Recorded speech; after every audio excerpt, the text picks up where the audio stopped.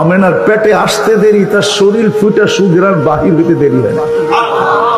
আমেনা যখন মক্কার ঘরের থেকে বাহির হইতে পারতো না, কেননা আরবের প্রচলন ছিল বিধবা মহিলা কোনোদিন খুশবু লাগাইতে পারবে না, বিদায় আমেনা ঘরের থেকে বাহির হইতো না।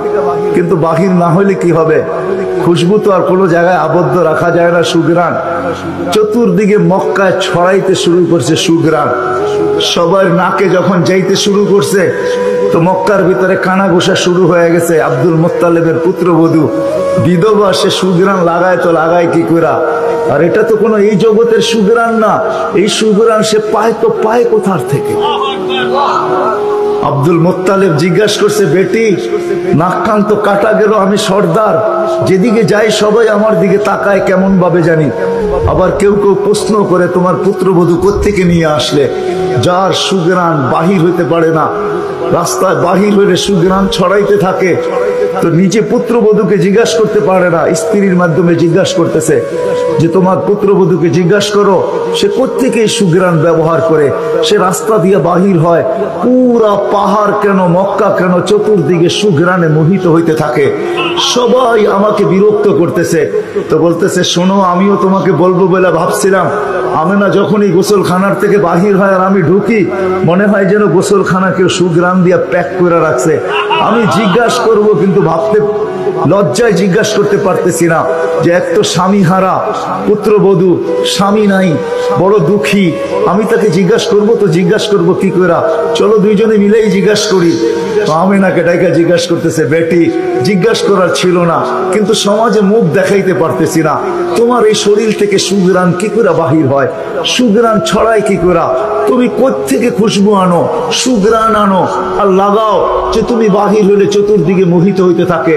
তো আমেনা ওইখানে থুতু নিক্ষেপ করে আর বলে, আম্মার শরীর থেকে না, থুতু মারতে দেরি, সুঘ্রাণ তুফানের মতো বাহির হতে দেরি হয় নাই। বলছে, আম্মার সুঘ্রাণ শরীরে না, শুধু আম্মা এই থুতুতে পর্যন্ত সুঘ্রাণ। আম্মা এই সুঘ্রাণ আমার না, পেটেরটা সুঘ্রাণ, পেটেরটা। আম্মা বলার ছিলাম না, তোমরা বাধ্য করতেছো। যেদিন পেটে আসছে ওই দিন তো ঘরের দেওয়াল পর্যন্ত আমাকে সালাম দিতেছে, তোমাদের এই ফ্লোরের বাড়ুর কোণা পর্যন্ত আমাকে সালাম দিতেছে।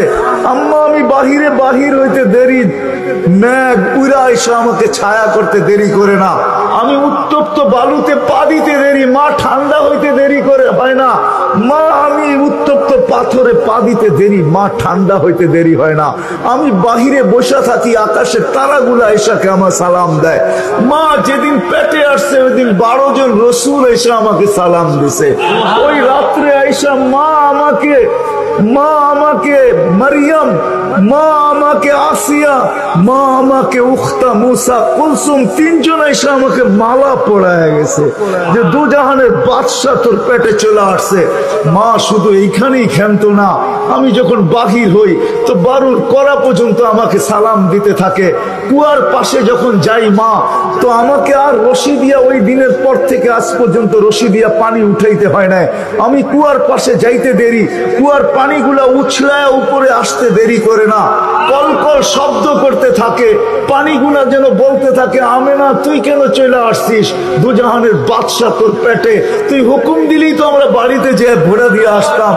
মা মক্কার মেয়েগুলাকে জিজ্ঞেস করো না, আমি কুয়ার পাশে যাইতে দেরি, মা এরা আমার হাতে পায়ে ধরতে দেরি করে না, যে ফাতেমা আমেনা তুই এখান থেকে যাইস না, তুই গেলে কুয়ার পানি নিচে চলে যাবে, আমাদেরকে রশি দিয়া তুলতে হবে, তুই দাঁড়ায় থাক, তোর পায়ে পড়ি, পানি নিচে যাবে না, আমরা ভরা নেই আমাদের বর্তনগুলা, তোর বর্তনটাও ভরা দিব, তোর বাড়িতেও পৌঁছায় দিব, তুই দাঁড়ায় থাক, তুই চলে গেলে কুয়ার পানি নিচে চলে যাবে।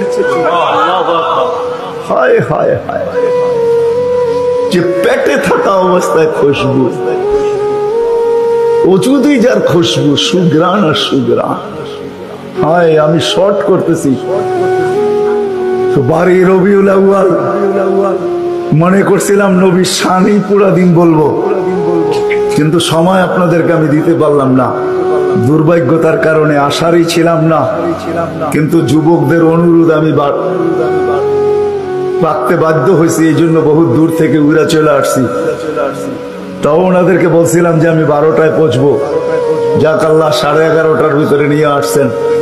যেদিন দুনিয়াতে পা রাখতেছিলেন, শেফা আব্দুর রহমান ইবনে আউফ রাদিয়াল্লাহু তাআলা আনহুর আম্মা ছিলেন দাই। যখন দুনিয়ায় আসতেছিলেন তিনি নিজে বলতেছিলেন, আমার হাতে হাজারো বাচ্চা, শত বাচ্চা আসছে এই মক্কার, কিন্তু এই বাচ্চা যখন আসতেছিল দুনিয়াতে কান্নাল মিসকা ইয়াফুর, চতুর্দিকে সুগ্রানে মোহিত করতে করতে আসতেছিল, শরীরে একটা ময়লার কণাও ছিল না।